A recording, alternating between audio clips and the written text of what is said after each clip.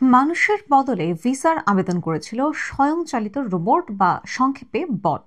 এমনই অদ্ভুত অভিযোগে প্রায় 2000 ভারতীয়ের ভিসার আবেদন বাতিল করল ভারতে অবস্থিত মার্কিন দূতাবাস। মার্কিন দূতাবাসের দাবি ওই অ্যাকাউন্টগুলি সময়সূচি নীতি লঙ্ঘন করেছে। এরপরেই সংশ্লিষ্ট অ্যাকাউন্টগুলি সাময়িকভাবে বন্ধ করে দেওয়া হয়েছে। বৃহস্পতিবার ভারতে অবস্থিত মার্কিন দূতাবাস সমাজ মাধ্যমে বিবৃতি দিয়ে বিষয়টি জানিয়েছে। বিবৃতিতে বলা হয়েছে, ভারতে ভিসা সংক্রান্ত একাধিক জালিয়াতিমূলক কার্যকলাপ ধরা পড়েছে। এই ধরনের আবেদনগুলির নেপথ্যে থাকা অ্যাকাউন্টগুলি চিহ্নিত করে বন্ধ করে দেওয়া হয়েছে। দূতাবাসের তরফে কড়া বার্তা দিয়ে জানানো হয়েছে, জালিয়াতি রেয়াত করা হবে না। যারা সময়সূচি নীতি লঙ্ঘন করবে তাদের বিরুদ্ধে কড়া ব্যবস্থা নেওয়া হবে। আমেরিকায় ব্যবসায়িক প্রয়োজনে যাওয়ার ক্ষেত্রে B1 ভিসা প্রয়োজন হয়। ঘুরতে যাওয়ার জন্য লাগে B2 ভিসা। পরিবারের সদস্য কিংবা কোনো বন্ধুর সাথে দেখা করতে কিংবা চিকিৎসার প্রয়োজনে আমেরিকা যেতে গেলেও B2 ভিসারই দরকার হয়। অথচ সম্প্রতি 2 ভিসার অনুমোদন দেওয়ার ক্ষেত্রেই কড়াকড়ি বেড়েছে। ভিসার আবেদনের নিয়মেও আনা হয়েছে কড়াকড়ি। আমেরিকার ভিসা নবীকরণ করাতে গেলে এখন থেকে ভারতীয়দের আরো বেশি সময় অপেক্ষা করতে হবে বলে গত মাসেই জানিয়ে দেওয়া হয়েছে।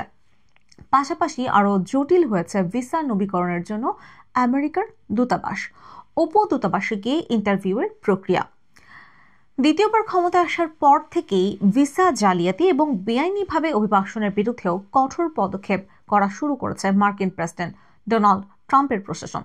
গত 2 মাসে 3 দফায় কয়েকশো ভারতীয় অভিবাসীকে ফেরত পাঠিয়েছে মার্কিন দূতাবাস। প্রসঙ্গত, গত 27 ফেব্রুয়ারি মার্কিন দূতাবাসের দায়ের করা একটি অভিযোগের ভিত্তিতে গত সপ্তাহেই ভিসা এবং পাসপোর্ট জালিয়াতি কাণ্ডে তদন্ত শুরু করেছিল দিল্লি পুলিশ। তার প্রায় 1 সপ্তাহের মাথায় নিজেই পদক্ষেপ করল দূতাবাস। সম্প্রতি ভুয়ো তথ্য দিয়ে ভিসার আবেদনের একাধিক ঘটনা প্রকাশ্যে আসে। তদন্তে নেমে ওই ঘটনায় জড়িত 31 জনের বেশি অভিযুক্তের বিরুদ্ধে মামলা দায়ের করে দিল্লি পুলিশ। অভিযুক্তদের মধ্যে রয়েছেন এজেন্টরাও। এই জাল নথিপত্রগুলো বানানোর জন্য অভিযুক্তের আবেদনকারীদের কাছ থেকে 15 লক্ষ টাকা পর্যন্ত আদায় করেছিলেন বলে অভিযোগ। ঘটনায় ভারতীয় ন্যায় সহিংসতার 318, 336 এবং 340 ধারা এবং তথ্য প্রযুক্তি আইনের 66D ধারার অধীনে মামলা দায়ের শুরু করা হয়েছে। ঘটনায় ভারতীয় ন্যায় সহিংসতার 318, 336, 340 ধারা এবং তথ্য প্রযুক্তি আইনের 66D ধারার অধীনে মামলা দায়ের করে শুরু হয়েছে তদন্ত।